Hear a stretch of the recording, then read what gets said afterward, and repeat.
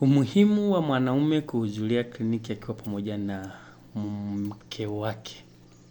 Kuhudhuria kliniki kwa mwanaume pamoja na mwanamke mjamzito ni hatua muhimu sana inayolinda afya ya familia na kuimarisha uhusiano.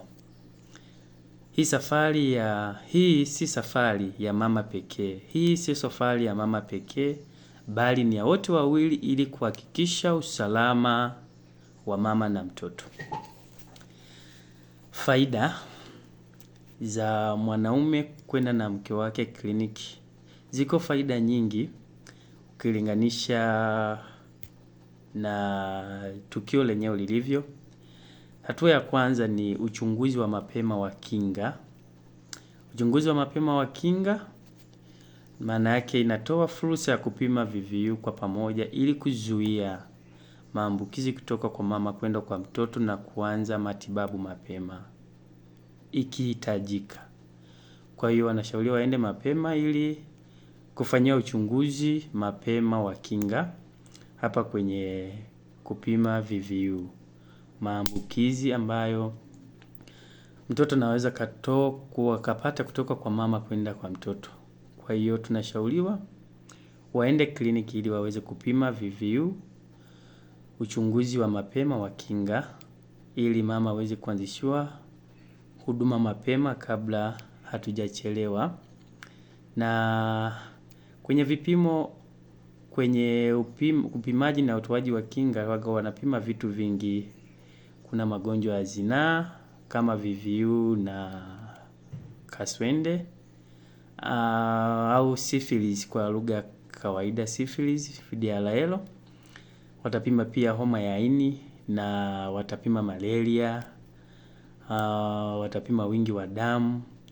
Kwa hiyo viko vitu vingi sana ambavyo mama anahitaji kuchunguzwa navyo pale kliniki, lakini pointi yangu kuu ni uchunguzi wa mapema wa kinga.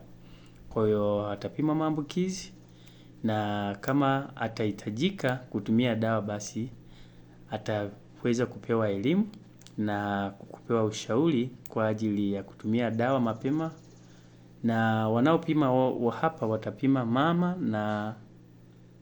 mama pamoja na mke wake, maanake mke na mume watapima afya zao.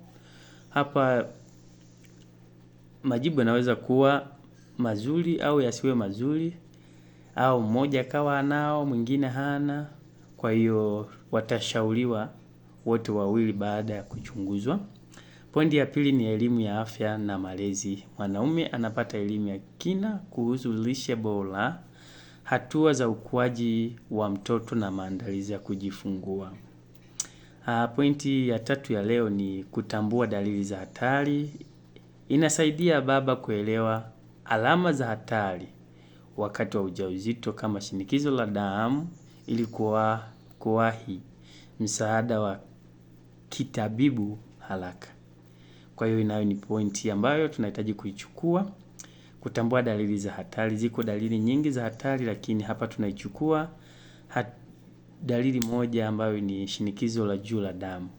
Hilo linaweza likapikiwa ni dalili ya hatari ambayo inaweza kumpelekea mama apate matibabu haraka ya kitabibu. Na usaidizi wa kisaikolojia, kushiriki kliniki kunapopunguza msongo wa mawazo na wasiwasi kwa mama na kufanya ajihisi anajaliwa na kupendwa, jambo ambalo ni muhimu kwa afya ya akili wakati wa ujauzito. Usaidizi wa kisaikolojia, napata psychological treatment ambayo itamsaidia mama mjamzito kuimarisha afya yake na kuona yuko pamoja na mume wake na upendo unazidi kuongezeka. Pia pointi nyingine ni kuimarisha uhusiano, ushiriki wa mwanamume. Unajenga familia imara yenye uelewa pamoja na upendo na kumfanya baba kuanza kujenga ukaribu na mtoto tangu akiwa tumboni. Kwa hiyo kuimarisha mahusiano ya wanandoa yanaimarika wanapokuwa pamoja kwenye matukio kama haya ya upimaji au kuhudhuria kliniki kuanzia mwezi wa kwanza mpaka mwezi wa mwisho. Na unapenda kujiuliza maswali zaidi kuhusu maandalizi muhimu ya vifaa unavyopaswa kuwa navyo kabla ya siku ya kujifungua. Hili sio somo langu. Somo langu ni umuhimu wa mwanamume kuhudhuria kliniki.